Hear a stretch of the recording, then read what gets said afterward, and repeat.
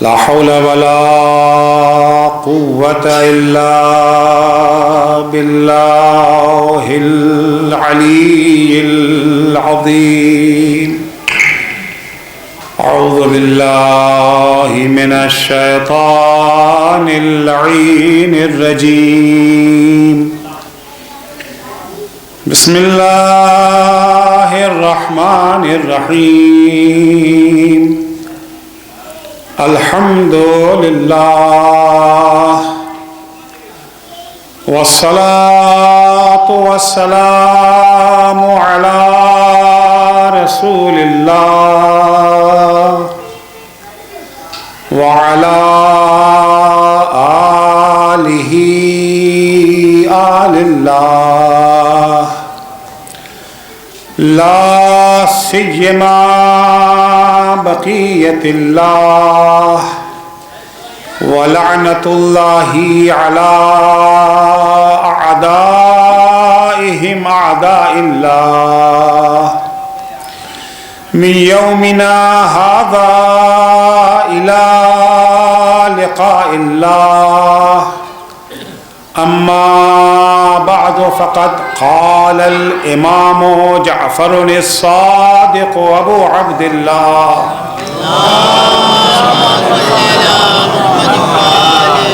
لقد نصب إبليس حبائله في دار الغرور فما يقصد فيها إلا أولياءنا. لقد جلت الآخرة في أعينهم حتى ما يريدون بها بدلا. صلوات پڑھیں گے محمد.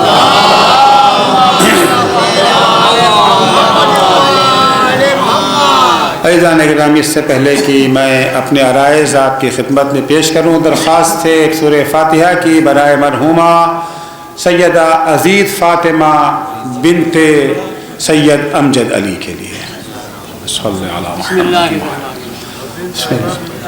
بسم اللہ الرحمن الرحیم. الحمد للہ رب العالمین الرحمن الرحیم مالک یوم الدین ایاک نعبد و ایاک نستعین اهدنا الصراط المستقیم صراط الذین انعمت علیہم غیر المغضوب علیہم ولا الضالین. بسم اللہ الرحمن الرحیم. قل هو اللہ احد اللہ الصمد لم يلد ولم يولد ولم يكن له كفوا احد.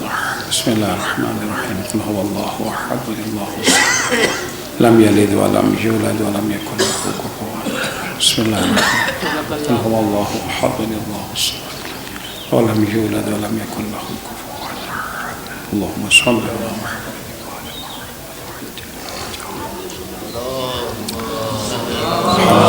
محمد. عزیزان گرامی، علماء اور دانشوروں کی سعی و کوشش کے نتیجے میں بہرحال دنیا اب اتنی تبدیل ہو چکی ہے کہ اب یہ بتانے کی ضرورت نہیں ہے کہ علم حاصل کرنا بہت اہم ہے. ہر شخص اسے محسوس کر رہا ہے آج کہ حصول علم ہماری پہلی ذمہ داری ہے. حتیٰ وہ افراد جو خود حصول علم سے محروم رہ گئے اپنے حالات کی بنا پر، ان کی بھی پوری کوشش یہی رہتی ہے کہ ان کے بچے زیور علم سے آراستہ ہو جائیں. محنت مزدوری کرتا ہے، اپنا پیٹ کاٹ کے بچوں کو اچھے سے اچھے اسکول میں بھیجنے کی کوشش کرتا ہے. لہذا اب یہ بتانے کی ضرورت نہیں کہ قرآن کیا کہتا ہے، حدیثیں کیا کہتی ہیں، اسلام نے کتنا زور دیا ہے. دنیا نے بہت بڑا تیر مارا تو یہ کہہ دیا کہ ہر انسان کو علم حاصل کرنے کا حق ہے، لیکن اسلام نے آج سے 1400 سال پہلے کہا کہ حق ہی نہیں ہے، فرض ہے. کیونکہ ایک زمانہ تھا جب انسان کو علم حاصل کرنے کا حق بھی نہیں تھا. کچھ خاص خاندان، کچھ خاص افراد ہوتے تھے جنہیں حصول علم کی اجازت تھی، اس کے علاوہ کسی کو. تو ظاہر سی بات ہے کہ اس ماحول کو دیکھتے ہوئے آج دنیا نے اتنی ترقی کی UN میں اقوام متحدہ میں ماہرین اکٹھا ہوئے، انہوں نے انسانی حقوق ایک چارٹ تیار کیا، وہاں جہاں بہت سارے انسانی حقوق کا تذکرہ کیا، وہیں ایک حق یہ دیا کہ ہر انسان کو علم حاصل کرنے کا حق ہے۔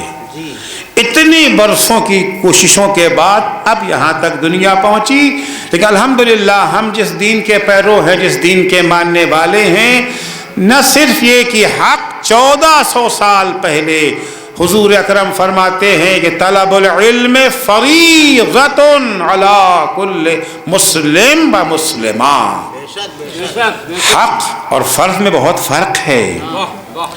حق اگر کوئی چھوڑ دے تو وہ لائق تعریف مانا جاتا ہے، حق چھوڑنے والا لائق تعریف مانا جاتا ہے، اور فرض چھوڑنے والا لائق سرزنش۔ فرض کیجئے یہاں یہ مجلس ہو رہی ہے، یہ شامیانہ لگا، جن صاحب نے شامیانہ یہاں آ کے لگایا، جن کا شامیانہ ہے، انہوں نے محنت کیا، ایک دن 2 دن شامیانہ لگایا، یہاں پر ایک حق پیدا ہوا اور ایک فرض۔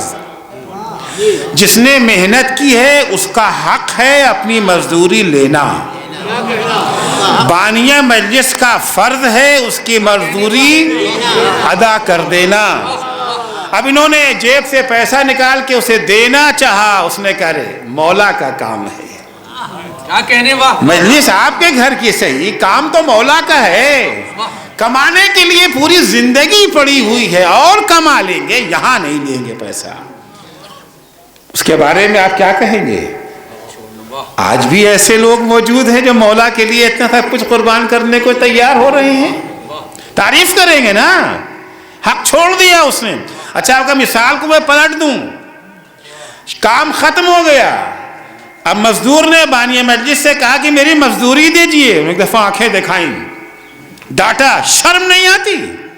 مولا کی مجلس ہے، یہاں بھی پیسہ لوگے، بھاگ جاؤ یہاں سے۔ اب وہ یہاں سے نکلا روتا ہوا، کسی نے کیا ہوا؟ کہ صاحب صبح سے شام تک کام کیا تھا، بڑی امیدیں تھی بچوں کے لیے کچھ کھانا لے کے جائیں گے، انہوں نے تو بھگا دیا۔ اب کیا تاثر ہوگا سب کا؟ بانی مجلس کے بارے میں کیا تاثر ہوگا؟ فرض چھوڑنا لائق سرزنش، حق چھوڑنا لائق تعریف۔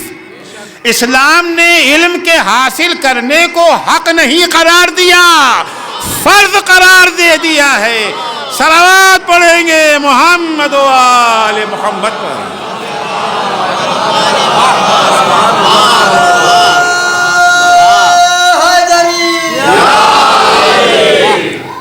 اب ایک بحث یہاں آ جاتی ہے کہ علم حاصل کرنا فرض ہے، کون سا علم؟ علم کو 2 حصوں میں بانٹ دیا گیا، علم دین اور علم دنیا۔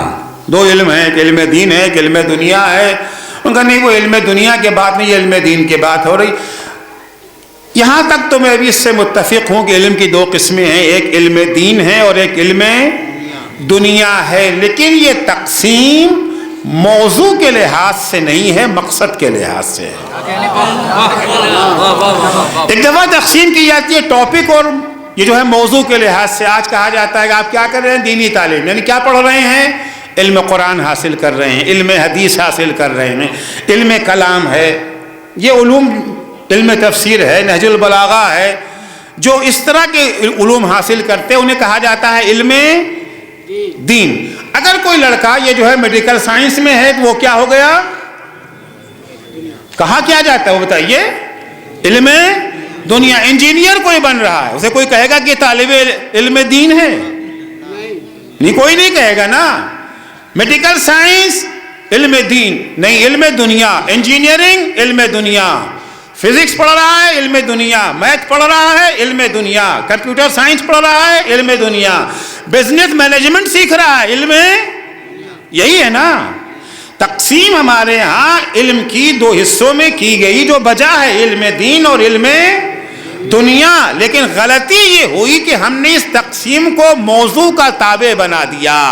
علم قرآن کو کہا علم دین، علم حدیث کو کہا علم دین، علم فقہ کو کہا علم دین، علم کلام کو کہا علم دین، میڈیکل سائنس کو کہہ دیا علم دنیا، انجینئرنگ کو کہہ دیا علم دنیا، دیگر ٹیکنالوجیز کو کہہ دیا علم دنیا۔ کہ میں آپ کی خدمت میں عرض کروں کہ جو حدیثوں سے ہمیں سمجھ میں آتا ہے علم دین اور علم دنیا موضوع کا تابع نہیں ہے، مقصد کا تابع ہے۔ کس مقصد کے لیے علم حاصل کیا جا رہا ہے؟ علم قرآن کس لیے پڑھ رہے ہو؟ علم فقہ کاہے کے لیے؟ علم حدیث کس چیز کے لیے؟ علم کلام کاہے کے لیے؟ اگر مقصد یہ ہے کہ یہ علوم سیکھ کر کے ٹاپ کے خطیب بن کے پیسے کمائیں گے، مقبولیت اور شہرت کمائیں گے، تو معاف کیجئے گا، حدیثوں کی روشنی، ابھی حدیث کو پیش کروں گا، حدیثوں کی روشنی میں یہ علم دین نہیں ہے، علم دنیا ہے۔ کیونکہ علم دین کبھی بھی جہنم میں نہیں لے جاتا۔ حدیث سنیں، پیغمبر اکرم صلی اللہ علیہ وآلہ وسلم فرماتے ہیں من طلب العلم لیباہی بہ العلماء او لیتباہ بہ السفہاء او لیصرفا بہ وجوہ الناس الیہ۔ اگر کوئی انسان علم حاصل کر رہا ہے، کون سا علم یہاں نہیں کہا گیا ہے،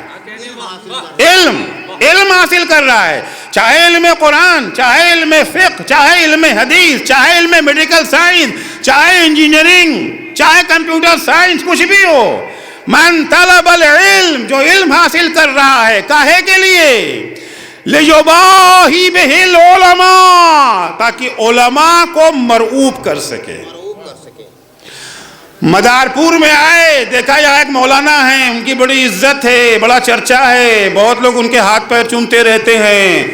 کیا بات ہے صاحب، یہ مولانا ہے؟ اچھا، ہم بھی جاتے ہیں، قم پڑھ کر کے آتے ہیں، اور آنے کے بعد انہیں زیر کریں گے۔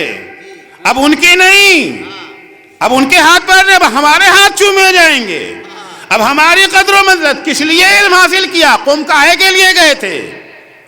حوض علمیہ میں کیوں گئے تھے؟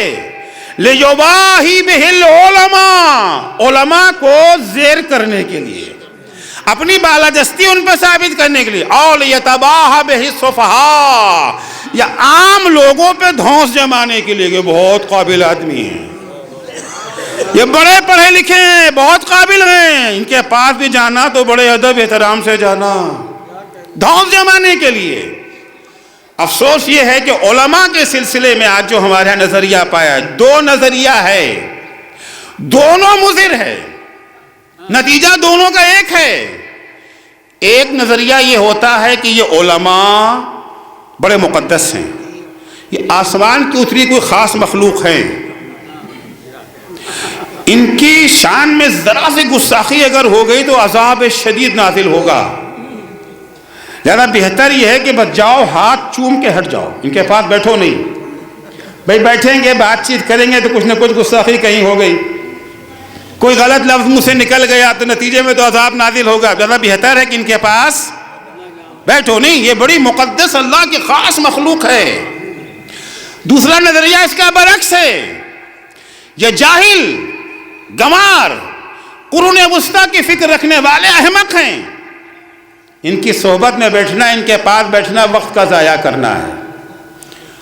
دو نظریے بالکل ایک دوسرے کی ضد، نتیجہ دونوں کا ایک، نہ انہوں نے علماء سے کچھ سیکھنا چاہا، نہ انہوں نے علماء سے کچھ سیکھنا چاہا۔ انہوں نے تقدس کا لبادہ اڑا کر کے دوری اختیار کی، انہوں نے ان کو جاہل و احمق قرار دے کر کے ان سے دوری اختیار کر لی، نہ یہ دین سیکھ پائے نہ وہ سیکھ پائے۔ ایک صلوات پڑھیں گے محمد و آل محمد پر۔ من طلب العلم، جو علم حاصل کرتا ہے، کاہے کے لیے؟ لیباہی بہ العلماء، علماء پر اپنی برتری ثابت کرنے کے لیے، اور لیتباہ بہ السفہاء، یا عام لوگوں پر اپنی دھونس جمانے کے لیے، اور لیصرفا بہ وجوہ الناس، یا لوگوں کی توجہ اپنی جانب مبذول کرنے کے لیے، شہرت کے لیے، مقبولیت کے لیے۔ تو کیا ہوگا اس کا؟ علم کون سا علم ہے؟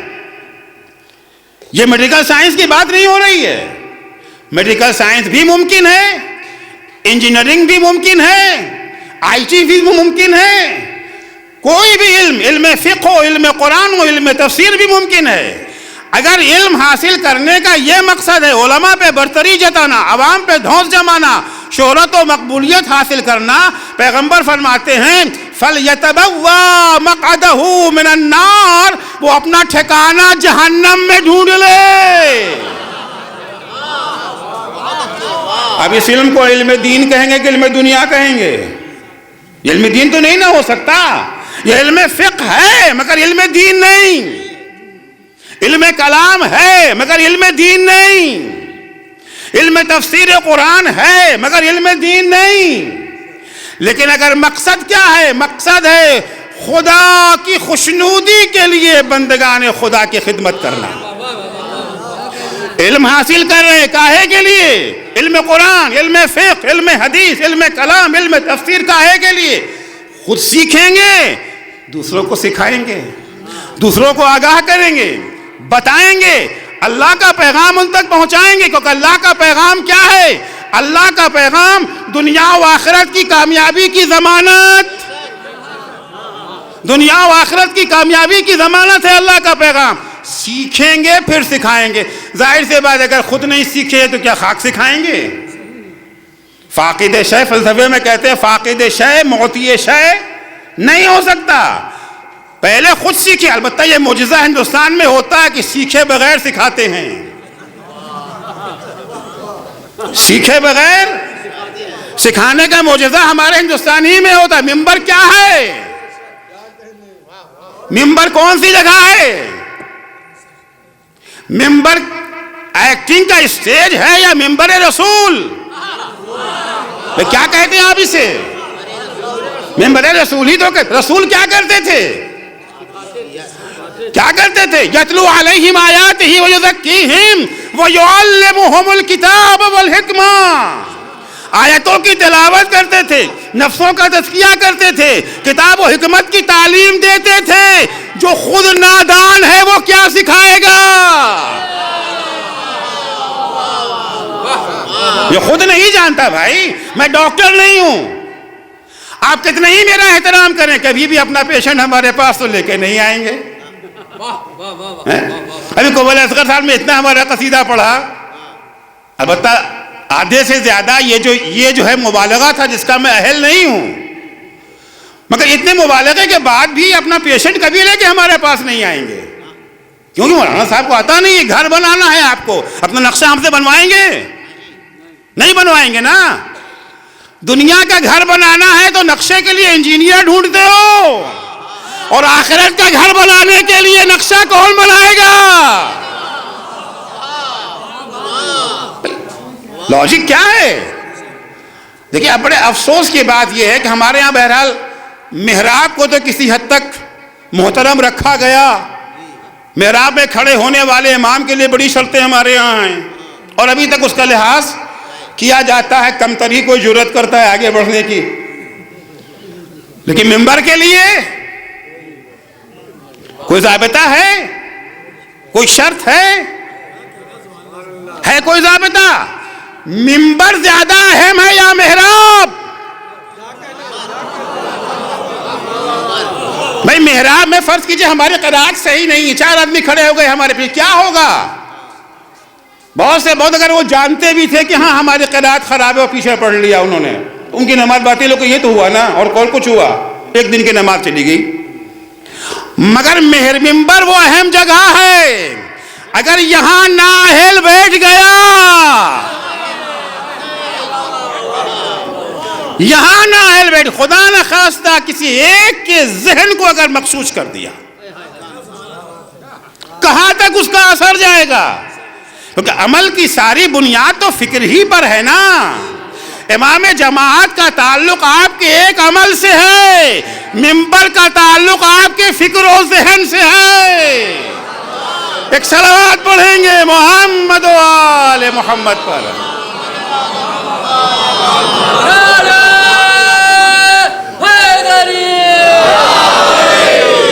ابھی تو یہ نہ سوچے کہ ساتھ مجلس کرنا ہے، مولا کا نام کرنا ہے، کوئی بھی آ کر کے ذکر کر دے مولا کا۔ مولا کوئی ہمارے ذکر کے محتاج تھوڑی ہے، مولا نے اتنی ساری قربانی کربلا کے میدان میں کس لیے دی تھی کہ ان کا نام لیتے رہے آپ، یا حسین زندہ باد. اتنی ساری قربانیاں دے دی، گود کے پالوں کو قربان کر، جوان بیٹے کو قربان کر دیا، ننھے شیرخوار کو قربان کر دیا، بہن کی چادر قربان کر دی اسی کے لیے. کیا آپ یہ جو زندہ باد کہہ دیں ان کے، وہ ان کا نام لے لیا جائے؟ سارا مقصد حسین ابن علی کا احیاء دین. ان کان دین محمد لم یستقم الا بقتلی فیا سیوف خذینی. اگر نانا کا دین ہمارے قتل کے بغیر بچ نہیں سکتا ہے، تلواروں آگے بڑھو، میرے ٹکڑے ٹکڑے کر ڈالو. انما خرجت لطلب اصلاح فی امت جدی. اصلاح امت کے لیے امام حسین مدینہ چھوڑ رہے ہیں. خود امام حسین کے بیانات اور ارشادات کو پڑھیے اور دیکھیے. لہذا ایسے کو منبر پہ لائیے، آنکھ بند کر کے محمد عسکری کو نہ بلا لیجیے. کلیم اصغر صاحب نے یہاں پر محمد عسکری کی 4 تعریف بیان کر دی، آپ نے بھی سن لیا، اور کل آپ نے محمد عسکری کو بھیج دیا کہ مولانا صاحب ہمارے مجلس پڑھنے آ جائیے. ارے پہلے دیکھو محمد عسکری نے تعلیم کہاں سے حاصل کی ہے، کیا پڑھا ہے بھائی؟ آپ ڈاکٹر کے بارے میں جانکاری حاصل کرنا چاہتے نہیں چاہتے، کہاں سے پڑھا ہے؟ اور معاف کیجئے گا، ہمارے اس منبر کے لیے، ڈاکٹر کے لیے فقط ایک شرط ہے، انجینئر کے لیے فقط ایک شرط ہے، علم کا ہونا. مگر منبر کے لیے 2 شرط ہے، علم اور کردار دونوں کا ہونا.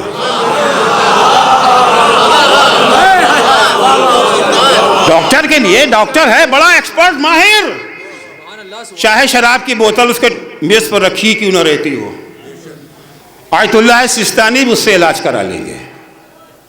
کرائیں گے کہ نہیں کرائیں گے؟ آیت اللہ سستانی بھی اس سے علاج کرا لیں گے. ہم آپ کی بات تو چھوڑیے، ہمیں مسجد بنانا ہے، انجینئر ہے، ٹاپ کا انجینئر، نقشہ بنا دے، اس میں کوئی قلم نہیں اٹھا سکتا اس کے اوپر، مگر ہے جواری.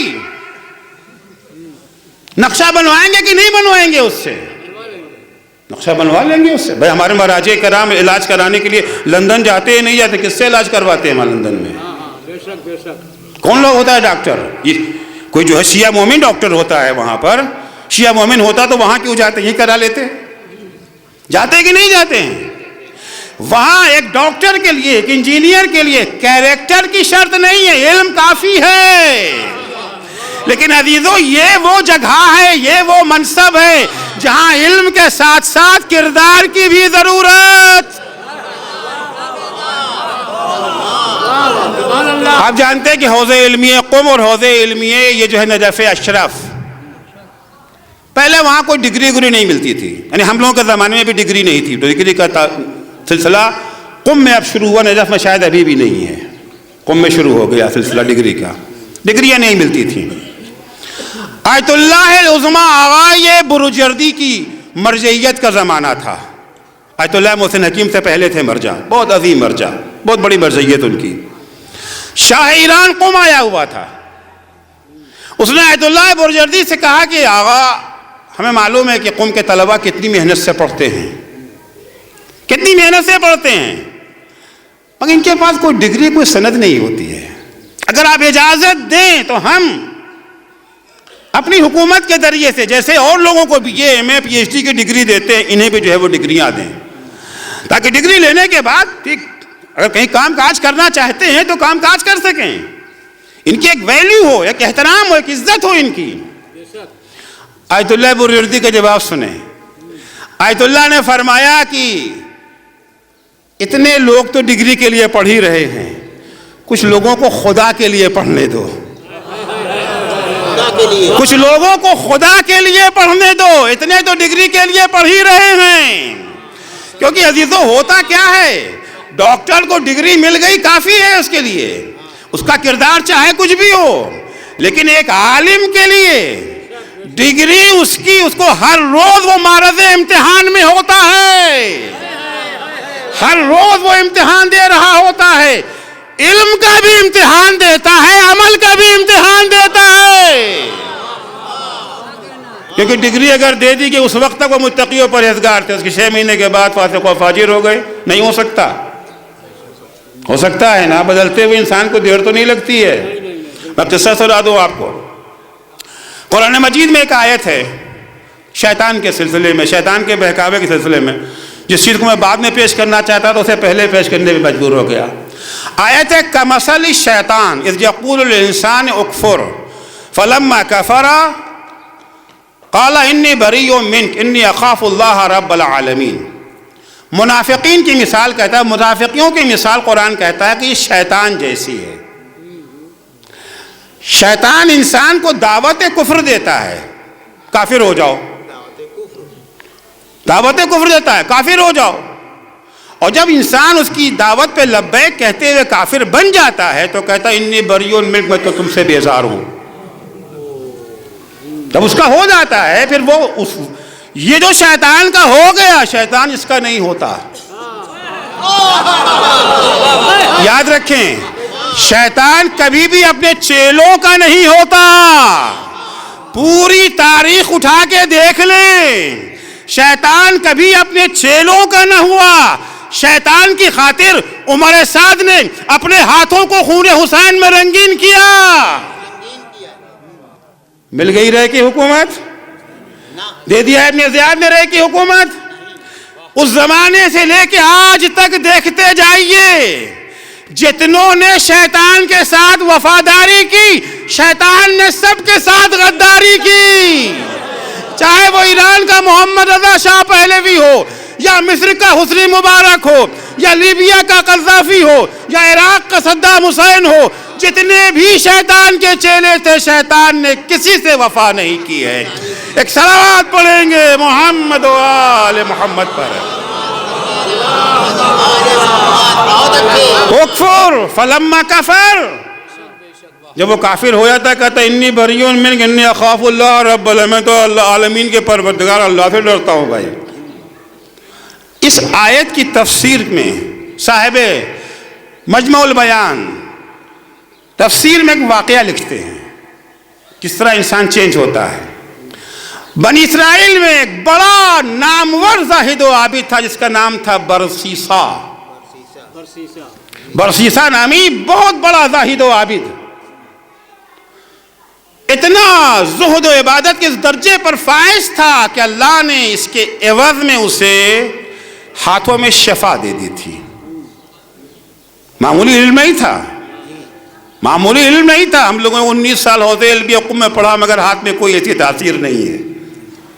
اس کے پاس اللہ نے شفا اس کے ہاتھ میں دے دی. خصوصاً پاگلوں کو عقل مند بنا دیتا تھا. جنون کا علاج اس کے پاس بڑا اچھا تھا. اس زمانے میں ایک رئیس زادی جنون کی بیماری میں مبتلا ہو گئی، پاگل ہو گئی. اس کے بھائی اسے لے کر کے یہ جو ہے اس زاہد و عابد برسیسا کے پاس آئے، اور آنے کے بعد علاج کے لیے کہا. وہ لڑکی انتہائی حسین و جمیل خوبصورت تھی. جیسے ہی برسیسا کی نظر اس کے چہرے پہ پڑی پاگل ہو گئے. خود جنون عشق سوار ہو گیا. اسلام نے بلا وجہ منع نہیں کیا ہے. حکم اسلام ہے غضوا من ابصارکم قل للمؤمنین ان یغضوا من ابصارہم. اے میرے حبیب مومنوں سے کہہ دیجئے نگاہیں نیچی رکھو.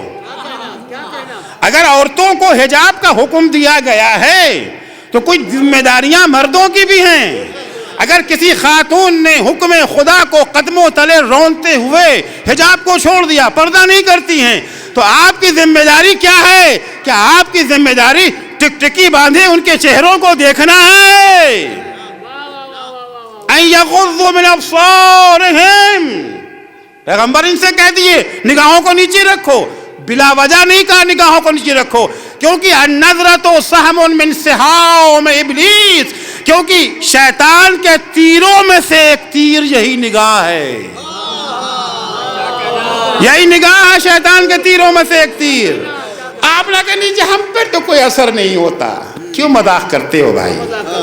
کیا کہنا کیوں مذاق کرتے ہو؟ یا تو آپ جھوٹ بول رہے ہیں یا آپ بیمار ہیں. یا آپ جھوٹے ہیں یا آپ بیمار ہیں. کیسے ممکن ہو سکتا ہے؟ یوسف جیسا پیغمبر اور نبی یوسف جیسا پیغمبر اور نبی اگر ایمان قوی نہ ہوتا، جس چیز نے یوسف کو بچایا وہ یہ نہیں کہ مجھ پہ اثر نہیں ہوتا، اثر تو ہو رہا تھا. قرآن کی لفظیں سنیں گے. قرآن نے جو تعبیر یہ جو ہے زلیخا کے لیے کی ہے وہی تعبیر یوسف کے لیے ہے. زلیخا کے لیے کیا ہے؟ ہمت بہی. زلیخا نے یوسف سے گناہ کا ارادہ کیا. کس نے کیا؟ زلیخا نے. وہما بہا وہی لفظ ہے، فقط مذکر مؤنث کا فرق ہے. ہمت مؤنث کے لیے، ہما مذکر، معنی دونوں کا معنی ایک ہی ہے. ہما بہا. اب اگر اس کے آگے کا لفظ نہ ہوتا تو میں ترجمہ یہ کرتا کہ یوسف نے بھی گناہ کا ارادہ کیا، مگر میں یہ ترجمہ نہیں کروں گا. میں ترجمہ کرتا ہوں ہمت بہی، ہما بہا. زلیخا نے یوسف سے گناہ کا ارادہ کیا، یوسف بھی زلیخا سے گناہ کا ارادہ کر بیٹھتے. کیا نہیں؟ کیوں نہیں کیا؟ لولا ان رأى برہان ربہ. اگر یوسف نے اپنے پروردگار کی نشانی نہ دیکھ لی ہوتی،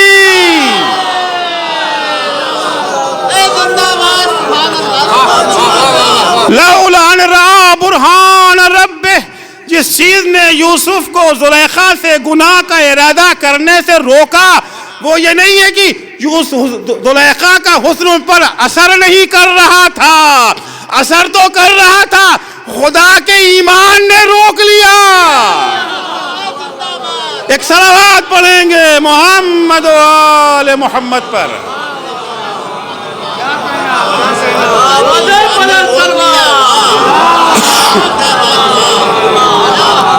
تفاسیر میں ملتا ہے، تفاسیر میں ہے کہ جس وقت زلیخا نے یوسف کو گناہ کی دعوت دی ہے اس سے پہلے وہاں ایک بت رکھا ہوا تھا، ایک بت رکھا ہوا تھا.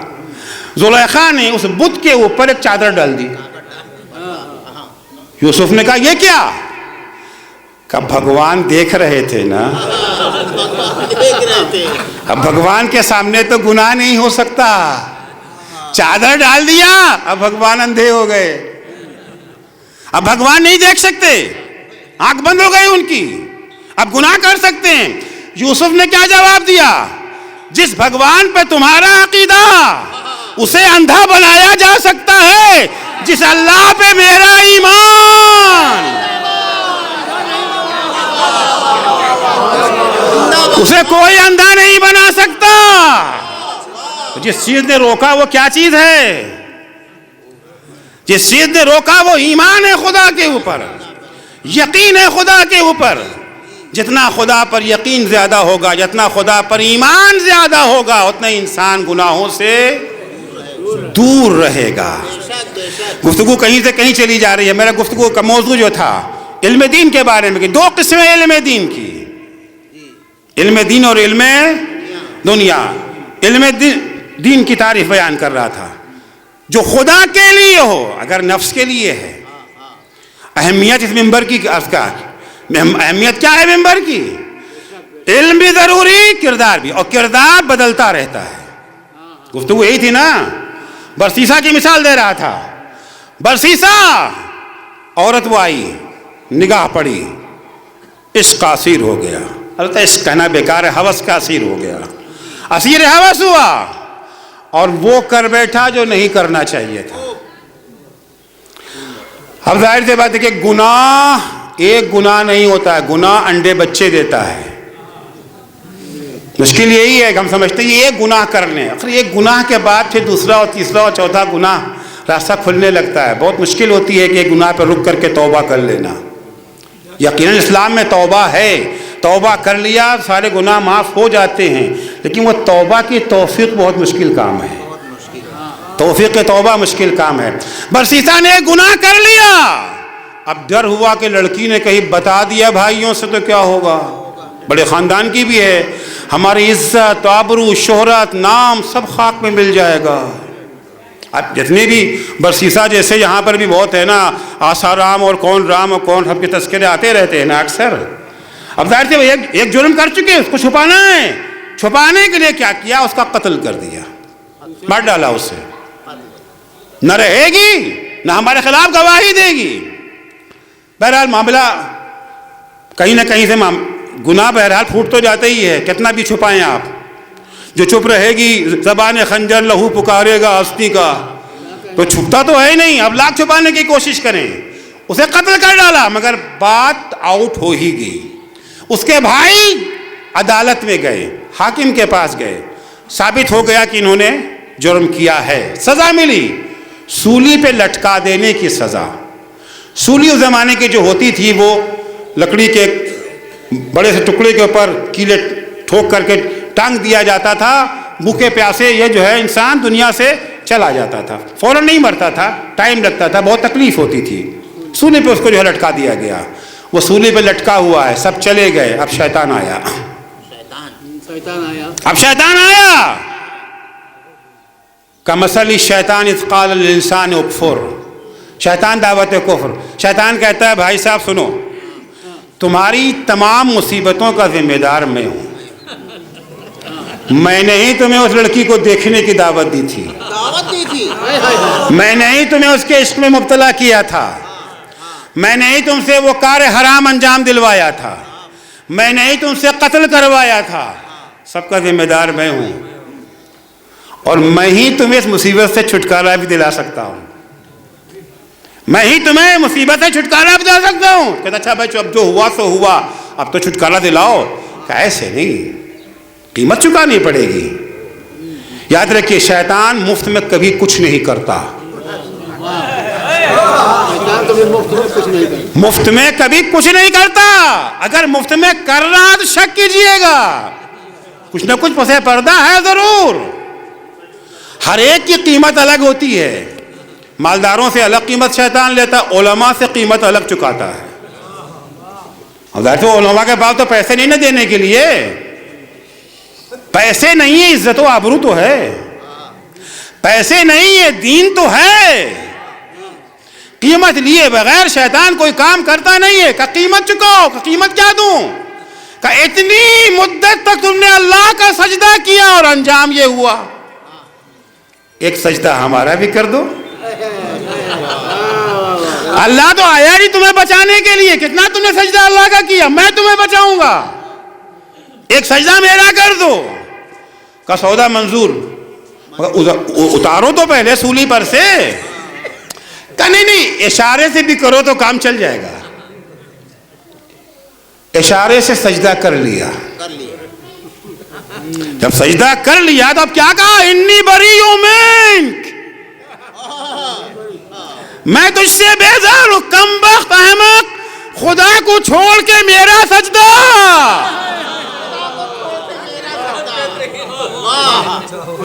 جی بھائی عام طور سے ہم اپنے سارے گناہوں کا ٹھیکرا شیطان کے سر پھوڑتے ہیں نا. سارے گناہوں کا ٹھیکرا گناہ ہم کرتے ہیں، غلطیاں ہم کرتے ہیں، اور الزام کس پر؟ شیطان کے اوپر، ابلیس کے اوپر. اس نے کر دیا، اس نے بہکا دیا، فلاں نے کر دیا. معاف کیجئے گا، شیطان کا پاور معلوم ہے کتنا ہے. شیطان زبردستی کسی انسان سے کوئی کام نہیں کرا سکتا. شیطان کا کام ہے فقط وسوسے کرنا، اپنی بات رکھنا. انٹرنیٹ کے ذریعے سے، فیس بک کے ذریعے سے، واٹس ایپ کے ذریعے سے. اب واٹس ایپ کی اس سائٹ کو کھولنا نہ کھولنا یہ آپ کا کام ہے. فیس بک کے اس پیج کو کھولنا نہ کھولنا آپ کا کام ہے. سینما ہال میں جانا نہ جانا یہ آپ کا کام ہے. تو آپ کے اختیار میں ہے نا. شیطان کا کام فقط وسوسے ڈالنا ہے اور کچھ بھی نہیں. جب قیامت کا دن ہوگا، حساب و کتاب ہوگا قیامت میں. حساب و کتاب کے بعد اللہ کا فیصلہ آئے گا. فیصلہ دو قسم کا آئے گا. کسی کے بارے میں فیصلہ آئے گا یہ جہنم میں جائیں گے، کسی کے بارے میں فیصلہ آئے گا یہ جنت میں جائیں گے. فیصلہ آ گیا کہ کلیم اصغر صاحب کہاں جائیں گے؟ جنت میں جائیں گے. محمد عسکری جہنم میں جائیں گے. الیاذ باللہ. فیصلہ آ گیا. اب کلیم اصغر صاحب تو خوش، فوراً دوڑے دوڑے جائیں گے حوض کوثر کی طرف. پیاس بہت لگی ہوئی ہے. یہ تو خوش ہو گئے نا. لیکن اب ہم کیا کریں گے؟ خوشی خوشی جہنم میں جائیں گے. ان کے خلاف ان کے کم وقت مردود شیطان تھا، اس کی وجہ سے ہم بہک گئے. یہ نہ ہوتا تو منبر پر ہمیشہ حق بولتے، کبھی مجمع کی پرواہ نہ کرتے، ہمیشہ یہ دیکھتے کہ خدا کیا چاہتا ہے. مگر کیا کہ کم وقت شیطان نے بہکا دیا، اس نے گمراہ کر دیا، یہ نہ گمراہ کرتا. اب یہاں پر شیطان اپنا ڈیفنس کرے گا، دفاع کرے گا. قرآن نے پورا نقل کیا ہے، سورہ انبیاء میں شیطان کے دفاع کو نقل کیا قرآن نے. جب فیصلہ ہونے کے وقال الشیطان لما قضی الامر، جب فیصلہ ہو چکا اور شیطان کے اوپر لوگ لعنت ملامت کرنے لگے، اب شیطان اپنا دفاع کرے گا. ان اللہ وعدکم وعد الحق ووعدتکم فاخلفتکم. کیا بات ہے بھائی، اتنا بگڑ کیوں رہے ہو، اتنا غصہ کیوں کر رہے ہو، کیوں ہمیں گالیاں دے رہے ہو؟ اصل کیس کیا ہے، اصل ماجرا کیا ہے؟ ایک وعدہ تم سے اللہ نے کیا تھا، ایک وعدہ میں نے کیا تھا. تم جانتے تھے کہ اللہ کا وعدہ سچا ہے، میں بھی جانتا تھا. ان اللہ وعدکم وعد الحق، اللہ کا سچا وعدہ تھا. اللہ کا کیا وعدہ تھا؟ جھوٹ بولو گے تو جہنم میں جاؤ گے، سچ بولو گے تو جنت میں جاؤ گے. وعدہ وفائی کرو گے تو جنت میں جاؤ گے، وعدہ خلافی کرو گے تو جہنم میں جاؤ گے. امانت داری کرو گے تو جنت میں جاؤ گے، امانت میں خیانت کرو گے تو جہنم میں جاؤ گے. مظلوموں کی حمایت کرو گے تو جنت میں جاؤ گے، ظلم کرو گے تو جہنم میں جاؤ گے. یہ اللہ کا وعدہ تھا. اور ایک وعدہ ہمارا تھا. میں نے کیا کہا تھا؟ جھوٹ بولو گے تو کاروبار چلے گا، سچ بولو گے تو ڈوب جائے گا. جھوٹ بولو گے تو کاروبار چلے گا، سچ بولو گے تو کاروبار ڈوب جائے گا. اس کے بغیر کاروبار چل نہیں سکتا ہے. حرام حلال کے چکر میں رہو گے تو ہمیشہ بھوکے رہو گے، کاروبار میں آگے بڑھ نہیں سکتے، ترقی مل نہیں سکتی. M P M L A کا خواب تو دور کی بات ہے، پردھان بھی نہیں بن سکتے ہو جب تک مکر و فریب و چال بازی سے کام نہ لوگے. ایک ہمارا وعدہ، ایک اللہ کا وعدہ. اللہ کا وعدہ سچا، ہمارا وعدہ جھوٹا. وما کان لی علیکم من سلطان، اور ہمیں تمہارے اوپر تسلط نہیں تھا. تم سے ہم زبردستی جھوٹ نہیں بلوا سکتے تھے، زبردستی غیبت نہیں کروا سکتے تھے، زبردستی کسی کا ناحق مال تم سے لٹوا نہیں سکتے تھے. ایک اللہ نے وعدہ دیا، ایک میں نے وعدہ دیا. اللہ کا وعدہ سچا، میرا وعدہ جھوٹا. اللہ تمہارا رازق، اللہ تمہارا خالق، اللہ تمہارا مالک، اللہ تمہارا دوست، میں تمہارا دشمن. احمق تم تھے، دوست کو چھوڑ کے دشمن کی بات کو مان بیٹھے. صلوات پڑھیں گے محمد و آل محمد.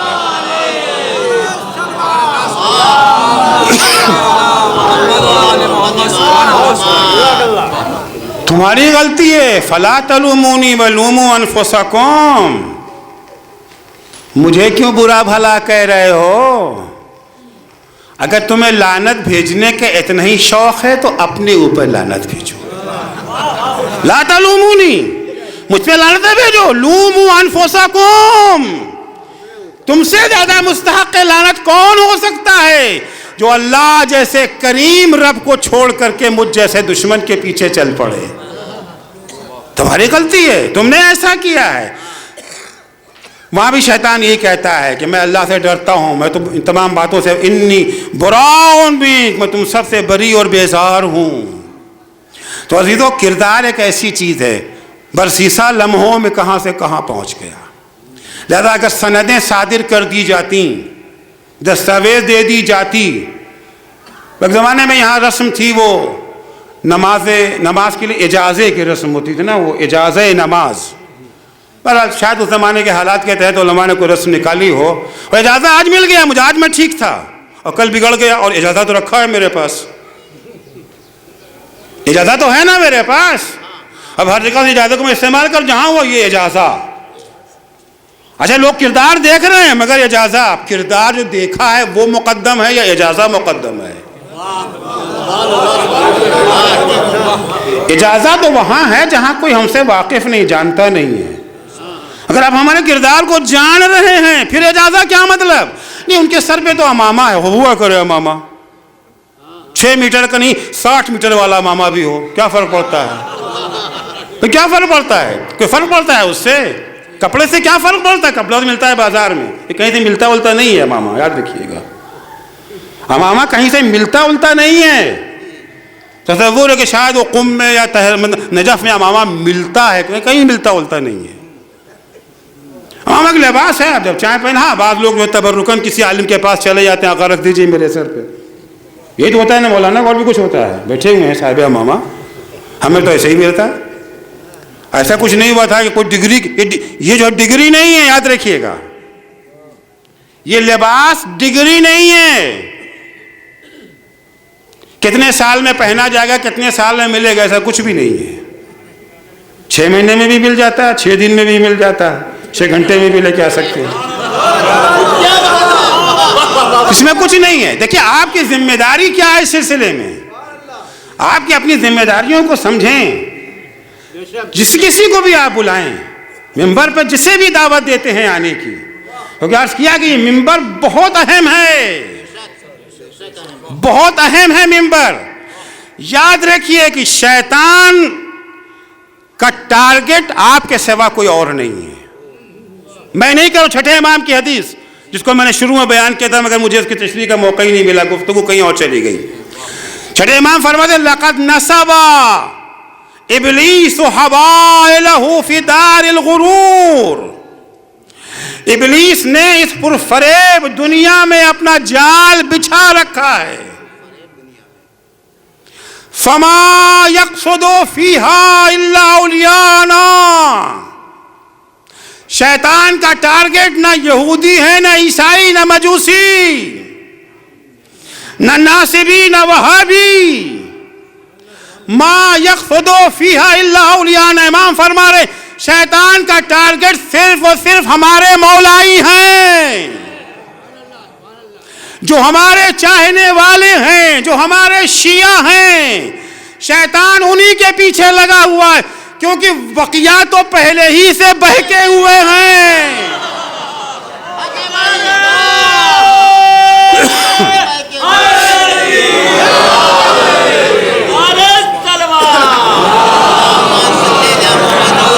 بہکوں کو بہکا کے کیا کرے گا؟ شیطان ٹائم ویسٹ نہیں کرتا، ٹائم برباد نہیں کرتا اپنا۔ امام کی حدیث ہے فما یقصد فیہا الا اولیاءنا، ٹارگٹ ہم ہیں، ٹارگٹ آپ ہیں، ہم جو ممبر پہ آتے ہیں ہم ٹارگٹ ہے شیطان کا۔ پوری کوشش شیطان کی ہمیں بہکانے کی، ہمیں راستے سے بھٹکانے کی، اور آپ کو بہکانے کی، آپ کو بھٹکانے کی۔ آپ کو بہکانے کے لیے بہترین ذریعہ یہی ممبر ہے، جہاں سے ہدایت ہو سکتی ہے وہیں سے گمراہی بھی پھیل سکتی۔ اسی ممبر سے تو مولا علی پر لعنت بھیجی جاتی تھی، ممبر ہی کو تو استعمال کیا گیا تھا۔ اچھا ظاہر سی بات ہے ممبر کا احترام ابھی بھی ہمارے یہاں بہت ہے، عوام کی نگاہ میں تقدس ہے نا جی۔ ہم نے ممبر سے یہ بات سنی ہے، اس طرح سے کہتے ہیں جیسے قرآن کی آیت پڑھی گئی ہو، ایک غلط بات کو لیے بیٹھے ہیں، ہم نے ممبر سے سنا ہے تو اچھا واقعاً ممبر سے جو بات بیان ہونی چاہیے وہ نہایت ذمہ داری کی بات بیان ہونی چاہیے۔ آپ کی غلطی نہیں ہے اگر آپ یہ تصور کرتے ہیں، اتنا بھروسہ کرتے ہیں، آپ غلط نہیں ہیں، آپ صحیح ہیں، مگر غلطی یہ ہے کہ ممبر پر اسے بیٹھال دیتے ہیں جو ذمہ دار نہیں ہے۔ غلطی یہ ہے آپ کی۔ یقیناً ممبر کو اتنا محترم ہونا چاہیے، اتنا معتبر ہونا چاہیے کہ جو بات ممبر سے بیان کی جائے وہ مستند ہونی چاہیے۔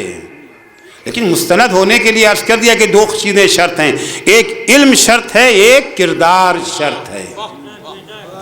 ہمیشہ ذاکر بلانے سے پہلے اچھی طرح سے پرکھ لیجئے، اچھی طرح غور کر لیجئے۔ سب نہیں ملتے تو اتنے ذاکر نہ بلائیے، کس نے کہا ہے؟ کبھی کہ معلوم ہے ایک ہی جگہ پر سجدوں کے مجلس میں 5 ذاکر پڑھ رہے ہیں، اگر ہیں الحمدللہ اور ہیں الحمدللہ ہیں بلائیے انہیں، لیکن اگر نہیں ہیں تو نہ بلائیے نا بھائی۔ اگر روٹی نہیں مل رہی ہے تو کیا زہر کھائیں گے؟ زہر تو نہیں کھائیں گے، اگر روٹی نہ ملی 2-4 دن بھوکے پیاسے تو رہ سکتے ہیں نا، اتنی جلدی تو نہیں مریں گے، اور زہر کھاتے تو فوراً ہی مر جائیں گے.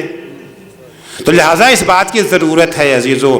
گفتگو یہ تھی علم دین علم دنیا. علم دین وہ علم ہے جو خدا کی خوشنودی کے لیے حاصل کیا جائے، خدمت خلق خدا اور رضائے خدا، یہ 2 شرطیں ہیں علم دین کے لیے. اگر کوئی ڈاکٹر بنتا ہے ان 2 شرطوں کے ساتھ وہ علم دین ہے. میڈیکل سائنس علم دین ہے اگر اس مقصد سے ہے. انجینئرنگ اس مقصد سے اگر انجینئر بن رہا ہے تاکہ اللہ کے بندوں کے لیے مضبوط ایسا مکان بنائے کہ زلزلہ آئے تو وہ گرے نہیں ان کے اوپر. تجارت، بزنس، آئی ٹی، جتنی بھی فیلڈ ہیں اگر اس مقصد سے حاصل کی جائے کہ خدا کی خوشنودی اور بندگان خدا کی خدمت، کیونکہ اسلام اس کے علاوہ اور کچھ نہیں ہے. اسلام کی بنیادوں میں 2 اہم پلر ہیں، ایک ہے عبادت خدا، ایک ہے خدمت خلق خدا. نہ عبادت خدا کے بغیر اسلام ہے، اور نہ خدمت خلق خدا کے بغیر اسلام ہے. وقت نہیں ہے ورنہ میں اس سلسلے کی آیتیں اور حدیثیں آپ کی خدمت میں پیش کرتا.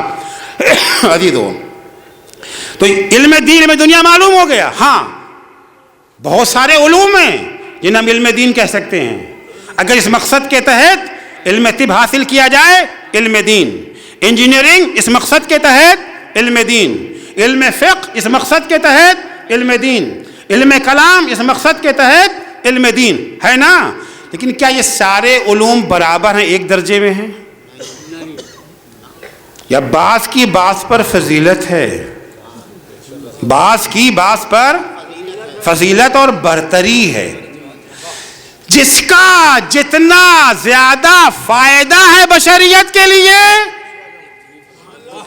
اتنے ہی اس کی عظمت بھی زیادہ ہے. میڈیکل سائنس اگر ہمیں نہیں معلوم، اگر معلوم ہو تو کیا ہو گیا؟ 50 سال کے بجائے 70 سال میں مریں گے، 70 سال کے بجائے 90 سال میں مریں گے. تھوڑا سا درد کم ہوگا، تھوڑا سا دکھ زیادہ کم ہوگا. اگر نہیں ہوگا میڈیکل ڈاکٹر نہ ہوگا تو کیا ہوگا؟ جلدی مر جائیں گے. درد تھوڑا زیادہ ہوگا. انجینئر اگر نہ ہوا تو کیا ہوگا؟ عالیشان مکان نہ بن سکے گا، جھوپڑا تو پھر بھی بن جائے گا نا. چند برسوں کی آسائش اور آرام ہے یہ جو ہے میڈیکل سائنس میں اور انجینئرنگ وغیرہ میں. سہولتیں تو ہیں، اس سے انکار نہیں ہے، آسائش ملے گی. اچھا اگر علم فقہ نہ سیکھا تو کیا ہوگا؟ علم قرآن نہ سیکھا تو کیا ہوگا؟ علم کلام نہ سیکھا تو کیا ہوگا؟ علم اخلاق نہ سیکھا تو کیا ہوگا؟ نہ صرف یہ کہ چند دنوں کی دنیا برباد ہو جائے گی، ہمیشہ کی زندگی جو آخرت کی زندگی ہے وہ برباد ہوگی. اس لیے علم فقہ، علم قرآن، علم حدیث وہ علوم جو ہمیں دنیا اور آخرت دونوں سے آشنا کرتے ہیں ان کی اہمیت سب سے زیادہ. ورنہ یہ بھی علم دین ہے وہ بھی علم دین ہے. مقصد واضح ہونا چاہیے. اس مقصد کے تحت انہی علوم میں ایک سب سے اہم علم کا نام ہے دشمن شناسی. دشمن شناسی، دشمن کو پہچاننا. دشمن ہمارا کون ہے اسے پہچاننا. اکثر ہم دشمنوں سے آگاہ نہیں ہیں، دشمنوں کو پہچانتے نہیں ہیں. بہت سارے دشمن دوست کے بھیس میں آ جاتے ہیں، اسی منبر پہ دشمن آ جاتا ہے، ہم پہچانتے نہیں ہیں، ہم اسے جانتے نہیں ہیں، ہم آشنا نہیں ہیں. اہل بیت اطہار نے ہمیشہ کوشش کی ہے دشمن کو پہچانوانے کی. سب سے بڑا دشمن قرآن کے لفظوں میں ابلیس ہے. ان شیطان کان للانسان عدوا مبینا. قرآن کہتا ہے شیطان انسان کا کھلا ہوا دشمن ہے. ان شیطان لکم عدو فاتخذوہ عدوا. شیطان تمہارا دشمن ہے، تم بھی اسے دشمن رکھو. ائمہ تحریر علیہ السلام نے بھی ہمیشہ دشمن کا تعارف کرایا، دشمن کو پہچانوانے کی کوشش کی ہے. امام جعفر صادق علیہ السلام اسی ذہن میں فرماتے ہیں لقد نصب ابلیس حبائلہ فی دار الغرور فما یقصد فیہا الا اولیاء نگ. وقت ختم ہو گیا، میں مزید اس کے اوپر روشنی نہیں ڈال سکتا، پھر انشاءاللہ کسی اور موقع پر وضاحت کروں گا اس کی. تو عزیزو، دشمن شناسی ائمہ علیہم السلام نے ہمیشہ، ساتویں امام کاظم علیہ السلام جب علم کے بارے میں بیان فرماتے ہیں، امام فرماتے ہیں کہ وجدت علم الناس فی 40. صرف حدیث کو بیان کر کے ترجمہ کر کے آگے چلا جاؤں گا، تشریح میں نہیں جاؤں گا. 4 علم ہیں جو انسان کے لیے ضروری ہیں. 4 علم ہیں. اپنے بچوں کو زیور علم سے آراستہ کرتے وقت انہیں نگاہ میں رکھیں کہ کون سا علم اگر ہمارا بچہ سیکھ جاتا ہے تو ہمیں خوش ہونا چاہیے. ہمارا بچہ اگر ہمارا پانی کی بجائے واٹر کہہ دے، روٹی کے بجائے بریڈ کہہ دے تو ہم بہت خوش ہو جاتے ہیں. سیب کے بجائے ایپل کہہ دے، بہت خوش ہو جاتے ہیں. کون سا علم ہے جسے جاننا، البتہ پانی کو واٹر کا ہے، کوئی حرج نہیں ہے، سیکھنا چاہیے. جتنی زبانیں سیکھے اتنی اچھی بات ہے، کوئی پابندی کی بات نہیں کر رہا ہوں، مگر صرف ترجیحات کی بات کر رہا ہوں. 4 علوم ہیں، امام فرماتے ہیں ان کا جاننا سب سے ضروری ہے. اول کیا ہے؟ ان تعرف ربک. پہلا علم ہے اپنے پروردگار کو پہچاننا. دوسرا علم ان تعرف ما صنع بک. کیسی کیسی نعمتیں اللہ نے تمہیں دی اسے پہچانو. یہ سارے جملے قابل تشریح ہیں مگر فی الحال وقت نہیں. والثالث ان تعرف ما اراد منک. یہ جانو کہ یہ نعمتیں تمہیں اللہ نے دی کیوں ہیں. یہ آنکھ کیوں دی ہے؟ کیا دیکھنے کے لیے؟ یہ ہاتھ کیوں دیا ہے؟ پیر کس لیے دیا؟ عقل کاہے کے لیے دی ہے؟ معاویہ بننے کے لیے یا علی بننے کے لیے؟ عقل کاہے کے لیے تمہیں دی؟ ان تعرف ما اراد من. چوتھی چیز وہی یہ جو ہے دشمن شناسی. والرابع ان تعرف ما یخرجک من دینک. ان چیزوں کو، ان عوامل کو، ان اسباب کو، ان شخصیتوں کو پہچانو جو تمہیں تمہارے دین سے منحرف کر سکتی ہیں. سب سے بڑا دشمن جو ہمارا گھر چھین لیتا ہے وہ بھی دشمن ہے، جو ہماری نوکری چھنوا دیتا ہے وہ بھی دشمن ہے، جو ہماری عزت و آبرو سے کھلواڑ کرتا ہے وہ بھی ہمارا دشمن ہے. سب سے بڑا دشمن وہ ہے جو ہمیں ہمارے دین سے دور کر دیتا ہے. اہل بیت اطہار علیہم السلام کی ہمیشہ کوشش یہی رہی کہ اپنے چاہنے والوں کو، اپنے ماننے والوں کو، کبھی اہل بیت اطہار نے اپنی پرواہ نہیں کی، کبھی اپنی پرواہ نہیں کی. سارا ہم و غم، ساری توجہ ان کی یہی تھی ایک انسان بھی جہنم میں نہ جانے پائے. رسول خدا حتیٰ نہیں چاہتے تھے کہ ابو جہل اور ابو لہب بھی جہنم میں جائیں، پوری کوشش کرتے تھے. قرآن کو کہنا پڑا انک لا تہدی من احببت. پیغمبر آپ جسے چاہیں اس کی ہدایت نہیں کر سکتے ہیں. لعلک باخع نفسک اللہ یکونوا مؤمنین. اگر یہ ایمان نہیں لاتے تو کیا آپ اپنی جان دے دیں گے ان کے چکر میں؟ جنگ جمل میں جب مولا کو کامیابی ملی، مولا نے جشن منانے کے بجائے مقتولین جمل کے سرہانے مولا بیٹھ کے آنسو بہا رہے ہیں.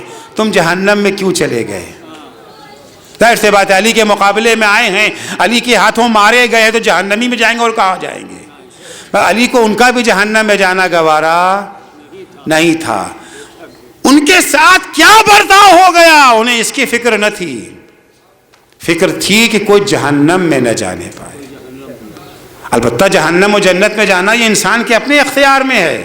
زبردستی کسی کو نہ جنت میں لے جایا جا سکتا ہے نہ جہنم میں. ہر امام، ہر معصوم کا یہی عالم ہے. ایک روایت پڑھ کر کے مجلس کو تمام کرتا ہوں. رسول خدا کی رحلت کے چند دنوں کے بعد مولا کائنات گھر میں تشریف لائے. آ کے صدیقہ طاہرہ فاطمہ زہرا کے سرہانے بیٹھ گئے. عزیزو، فاطمہ زہرا بستر علالت پر ہیں، بیمار ہیں فاطمہ۔ کیا ہے فاطمہ کی بیماری؟ پتا ہے نا فاطمہ کی بیماری کیا ہے؟ پسلیاں ٹوٹ گئی ہیں۔ بچہ ماں کے شکم میں شہید کیا جا چکا ہے۔ فاطمہ کا عالم یہ ہے، کمر جھک گئی ہے فاطمہ کی۔ اٹھتی ہیں تو دیوار کا سہارا لے کر کے اٹھتی ہیں، چلتی ہیں تو عصا کا سہارا لے کر کے۔ جناب فاطمہ کی عمر کیا ہے؟ 18 ہی برس تو عمر ہے نا۔ 18 برس کی کسی عورت کو آپ نے دیکھا ہے جس کی کمر جھک گئی ہو؟ یا سنا ہے یا کہیں پڑھا ہے جسے کوئی خاص بیماری بھی نہ ہو اور کمر جھک جائے؟ ہے نا تعجب کی بات۔ عزیزوں، کسی شخص نے یہی سوال 5ویں امام سے کر لیا، مولا یہ بتائیے کہ آپ کی دادی جب دنیا سے رخصت ہوئی ہیں ان کی عمر کیا تھی؟ امام نے فرمایا 18 برس۔ کہ مولا ہم نے سنا ہے کہ آپ کی دادی کی کمر جھک گئی تھی، کیا یہ سچ ہے؟ تعجب ہو رہا ہے۔ امام نے ایک دفعہ دائیں دیکھا، بائیں دیکھا، کوئی غیر تو نہیں ہے۔ اللہ رے مظلومیت کا عالم، مظلوم اپنے اوپر ہونے والے ظلم کو بیان بھی نہیں کر سکتا۔ جب یقین ہو گیا سب اپنے ہیں تو امام نے فرمایا ہاں تم نے سچ سنا ہے، میری دادی کی کمر جھک گئی تھی۔ وجہ جاننا چاہتے ہو تو سنو۔ جب دادی کے دروازے پہ آگ اور لکڑی لے کر کے آئے تھے، دادی دروازے کے پیچھے کھڑی انہیں نصیحتیں کر رہی تھی، دھمکیاں مل رہی تھی گھر کو آگ لگا دیں گے۔ کسی نے کہا کیا اس گھر کو جلا دو گے جہاں فاطمہ رہتی ہیں؟ بڑی عظمت تھی بی بی کی۔ جواب ملا وین رہا کریں۔ امام فرماتے ہیں کہ دروازے کو آگ لگا دی گئی۔ میری دادی دروازے کے پیچھے کھڑی تھی، ابھی دروازہ پوری طرح سے جلا بھی نہ تھا کہ ایک شقی نے دروازے پہ ایسی لات ماری، جلتا ہوا دروازہ گرا۔ میری دادی اپنا حجاب بچانے کی خاطر دروازے کی اوٹ میں چلی گئی۔ ایک طرف دیوار، ایک طرف دروازہ، بیچ میں میری دادی، اس طرح سے دروازے کو پیسا گیا۔ دادی کی پسلیاں ٹوٹ گئی، ایک ہڈی جگر میں پیوست ہو گئی۔ جب کبھی دادی اٹھنا چاہتی تھی، جگر میں اتنی تکلیف۔ اجرکم اللہ، دادی مجبور تھی جھک جھک کے چلنے کے لیے، اتنی تکلیف میں ہے فاطمہ۔ اس کے باوجود بی بی نے اپنی تکلیف کے بارے میں علی سے کچھ نہ بتایا، کچھ نہ بتایا۔ علی کو تو فاطمہ نے یہ بھی نہیں بتایا تھا کہ ان کی پسلیاں ٹوٹی ہوئی ہیں۔ وہ تو علی کو اس وقت پتا چلا جب علی وصیت فاطمہ کے مطابق غسل دے رہے تھے۔ بی بی نے وصیت کی تھی یا علی غسلنی وحنتنی وکفنی ودفنی باللیل وصلی علی۔ اے علی، مجھے اپنے ہاتھوں سے غسل دینا، اپنے ہاتھوں سے کفن پہنانا، اپنے ہاتھوں سے دفن کرنا، یہ سب کچھ رات میں انجام دینا، سب کچھ رات میں انجام دینا۔ اور ایک وصیت اور کی تھی یا علی میرا کرتا نہ اتارنا، مجھے کرتے پر سے کفن دینا، میرا کرتا نہ اتارنا۔ اس وصیت کا راز تو اس وقت کھلا جب سید سجاد زندان شام میں سکینہ کو غسل دینے کے لیے جب سکینہ کا کرتا اتارا، ارے پوچھ دیکھ کے طرف گئے سید سجاد، اتنے تازیانوں کے نشان. اجرکم اللہ. مولا وصیت فاطمہ کے مطابق بیوی کو غسل دینا چاہتے ہیں. مولا نے اسماء بنت امیس سے کہا، یہ اسماء دیکھو بچوں کو جب میں غسل دوں گا، گھر میں غسل دیا جا رہا ہے نا، تو چھوٹے چھوٹے بچے بھی ہیں، جوان بیٹے بھی اگر ہوتے ہیں ماں کا غسل برداشت نہیں کر پاتے. چرسد کے چھوٹے چھوٹے بچے، بچوں سے برداشت نہ ہو سکے گا، ان کی چیخ نکل جائے گی اور انہیں خبر ہو جائے گی انہیں فاطمہ خبر نہیں دینا چاہتی. اے اسماء بچوں سے کو روئیں مگر چپکے چپکے روئیں، آہستہ آہستہ روئیں، آواز نہ نکلنے پائے. نہ جانے کس طرح سے اسماء نے بچوں سے کہا ہوگا اور نہ جانے کیسے بچوں نے اپنے جذبات پہ قابو پایا ہوگا. اسماء کہتی غسل شروع ہوا، میں پانی دے رہی تھی، علی غسل دے رہے تھے، غسل دیتے دیتے اچانک علی کی چیخ نکل گئی. علی دیوار سے سر ٹکرا کے رونے لگے.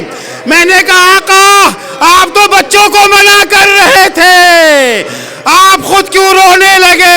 مولا نے کہا اسماء نہ پوچھو، ارے فاطمہ کی پسلیاں ٹوٹی ہوئی ہے، فاطمہ نے مجھے خبر نہ دیا.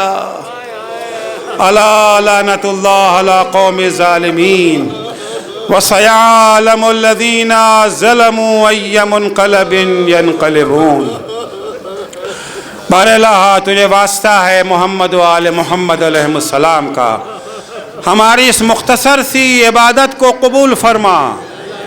معبود صدقے میں اہل بیت اطہار علیہ السلام کے ہمیں توفیق عنایت فرما. علم دین کے حاصل کرنے کی ہمیں توفیق عنایت فرما.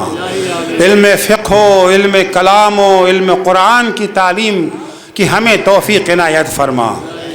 بار الہ جو مومنین و مومنات بیمار ہیں ان سب کو شفائے کاملہ عاجلہ عنایت فرما. جو مقروض ہیں ان کے قرضوں کو ادا فرما. جو پریشان حال ہیں ان کی پریشانیوں کو دور فرما. جو بے روزگار ہیں انہیں حلال اور پاکیزہ روزگار عنایت فرما. جو صاحب روزگار ہیں ان کے روزگار میں مزید ترقی اور انہیں اپنے بے روزگار بھائیوں کی مدد کی توفیق عنایت فرما. جو بے اولاد ہیں انہیں نیک اور صالح اولاد عنایت فرما. جو صاحب اولاد ہیں انہیں اپنی اولاد کی دینی تعلیم و تربیت کی توفیق کرامت فرما. شیعیان حیدر کرار، محبان اہل بیت اطہار، زائران سید الشہداء، عزاداران مظلوم کربلا جہاں کہیں بھی ہوں ان کی جان مال عزت آبرو کی حفاظت فرما. بار الہ مراجع کرام اور رہبر معظم انقلاب اسلامی کی حفاظت فرما. امام زمانہ کے ظہور میں تعجیل فرما. جب حضرت کا ظہور ہو تو ہمارے اعمال ایسے ہوں کہ ہم ان کے اصحاب و انصار میں شمار ہو سکیں. اللہم عجل فی فرج مولانا صاحب الزمان واجعلنا من اعوانہ و انصارہ. ایک دفعہ پھر درخواست ہے ایک سورہ فاتحہ کی برائے مرحومہ سیدہ عزیز زہرا بنت سید امجد علی مرحوم کے لیے. اللہم صلی اللہ علیہ وسلم. بسم اللہ الرحمن الرحیم.